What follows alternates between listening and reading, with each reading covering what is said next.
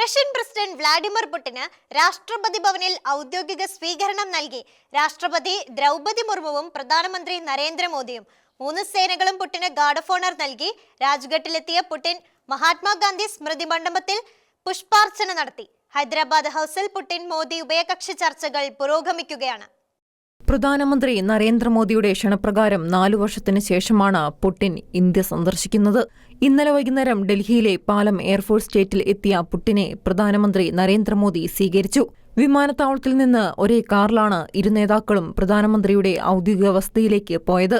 ഇന്ന് രാവിലെ രാഷ്ട്രപതി ഭവനിൽ റഷ്യൻ പ്രസിഡന്റ് വ്ളാഡിമിർ പുടിന് രാഷ്ട്രപതി ദ്രൗപദി മുർമുവും പ്രധാനമന്ത്രി നരേന്ദ്രമോദിയും ഔദ്യോഗിക സ്വീകരണം നൽകി. 3 സേനകളും പുടിന് ഗാർഡ് ഓഫ് ഓണർ നൽകി. വിദേശകാര്യമന്ത്രി doctor S Jaishankar, Delhi lieutenant governor VK Saxena, chief of defence staff general Anil Chauhan എന്നിവരും ചടങ്ങിൽ പങ്കെടുത്തു. തുടർന്ന് പുടിൻ രാജ്ഘട്ട് സന്ദർശിക്കുകയും മഹാത്മാഗാന്ധിയുടെ സ്മൃതി മണ്ഡപത്തിൽ പുഷ്പാർച്ചന നടത്തുകയും ചെയ്തു. ഉഭയകക്ഷി കൂടിക്കാഴ്ചകൾ, ഉന്നതതല ചർച്ചകൾ, കരാറുകളിൽ ഒപ്പുവയ്ക്കൽ എന്നിവ ഹൈദരാബാദ് ഹൌസിൽ പുരോഗമിക്കുകയാണ്. 23ാമത് വാർഷിക ഇന്ത്യ റഷ്യ ഉച്ചകോടിയുടെ ഭാഗമായാണ് പുടിൻ ഇന്ത്യയിലെത്തിയത്. ഇരു രാജ്യങ്ങളുടെയും പ്രതിരോധ പങ്കാളിത്തം ശക്തിപ്പെടുത്തുക, ബാഹ്യസമ്മർദ്ദങ്ങളിൽ നിന്ന് വ്യാപാരം സംരക്ഷിക്കുക, ചെറിയ മോഡുലാർ ആണവ റിയാക്ടറുകളുടെ സംയുക്ത പ്രവർത്തനങ്ങൾ പര്യവേഷണം ചെയ്യുക എന്നിവയിലാണ് ഇത്തവണ ഇരു നേതാക്കളും ശ്രദ്ധ കേന്ദ്രീകരിക്കുന്നത്.